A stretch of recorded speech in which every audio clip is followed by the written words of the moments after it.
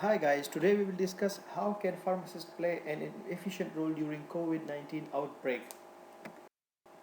As you know that proven effective antiviral therapy is still unknown for the COVID-19, this is blessing in disguise for the pharmacist because this provides an opportunity for the pharmacist to establish their role as a clinical pharmacist, as a hospital pharmacist, as well as a community pharmacist. So in this presentation, I will give you six tips how you can use your skill to play an efficient role for the management of COVID-19. So the first and most important thing which pharmacist can do is to make available the right medication to the right patient at the right time.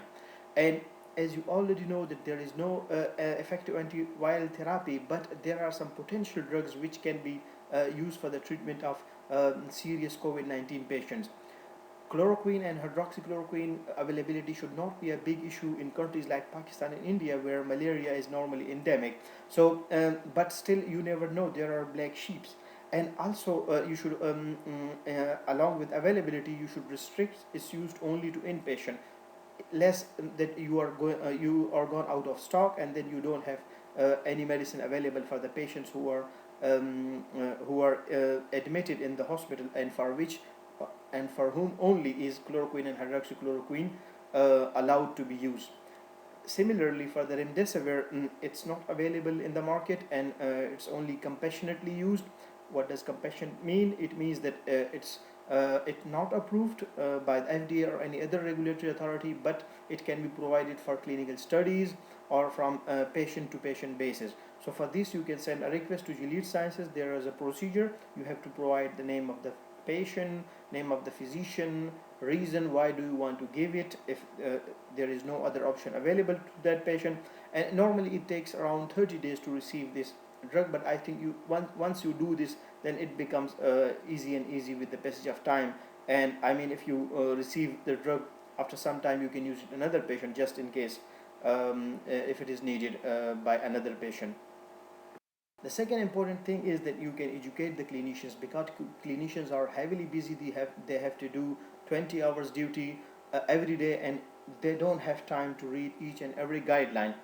You as a pharmacist, you can read those guidelines, you can check them regularly. For example, you can see this headline: anti-parasite drug ivermectin shown to be effective against coronavirus. So this was from today. So every day new and new information is coming. You should read and interpret these information in these guidelines, and then you can educate the clinicians. And if they don't have time to meet you, then what you can do, you can just print it and highlight the most important information, and you can hang it somewhere on the notice board in the ward. Another important thing you can do is to reduce the use of PPEs. And how you can do it, you can reduce the entry into the patient room, and you should tell the nurses that once they're in where they go inside the patient room, then they should administer the drug. They should take lab samples, or if they have to adjust the infusion pump, they should do it by once. They shouldn't be going every now and then for doing each single of these things. So by this way you can reduce the PPE use, which is amazing because we are going out of stock for everything. The next important thing a pharmacist can do is that by knowing the potential drug-drug interactions, he can also educate the clinicians, and he should also know about all these interactions, because as you know, chloroquine, hydroxychloroquine, they are enzyme inhibitors. They inhibit such enzymes, so they have drug interactions. Similarly, they prolong QT intervals, so certain medication should not be used. But on this link which you can see on the screen, this is maintained by the University of Liverpool, and it has all the interactions of all drugs which are used in the COVID-19. So I mean, you don't need to remember everyone by heart, but you should just remember the major interactions. You should print these interactions and highlight the major one, and also you can paste it on the ward, and you can educate the doctors and nurses where it is possible. Fourth thing is the contraindication and reverse drug reactions, because these drugs are not free from drug interactions. They have contraindications such as chloroquine and hydroxychloroquine cannot be given to G6PD deficient patient in cardiac arrhythmias and many others. Remember that chloroquine can be given in pregnancy, and except in certain trimesters. You should read about this. And also there is no clear evidence that NSAIDs cannot be used, and patients who are already using it for other indications should continue its use, but they should be avoided if possible. So you can give this information to the clinicians, and they can really take advantage of this. Fifth thing, which is also very important, because all the pharmacies and supermarkets are running out of the sanitizers. So what a pharmacist can do, that he or she can prepare sanitizers according to the WHO guideline. It's important to label them, because there have been many burning cases in the recent days. So you should label, and you should also write the cautions which the patient has to take. Similarly, if it is not possible for you to synthesize in very large amount, then it should be at least possible for your hospital use. So you should, and if you are just in case working in community pharmacy, you can also prepare them and sell it to the public on reasonable price. And probably this is also your ethical responsibility. This will also give you opportunity to make liaison with new patients and with new customers, and this will help in boosting your business of the pharmacy working. The next and last but not the least is that you should play a role in creating awareness among the community. On the first picture, you can see that you can play an amazing role by telling the patients about how to prevent the COVID-19.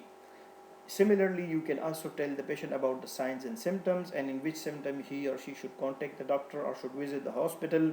And last but not the least is that there are so many misleading information running on the social media, even in the newspapers, about the COVID-19 management. So it is also your responsibility to educate the patient and also educate the community, as well as the healthcare care providers. And by then you can establish your role. So by observing these 6 points, I think you can easily establish your role as a hospital, clinical, or as a community pharmacist.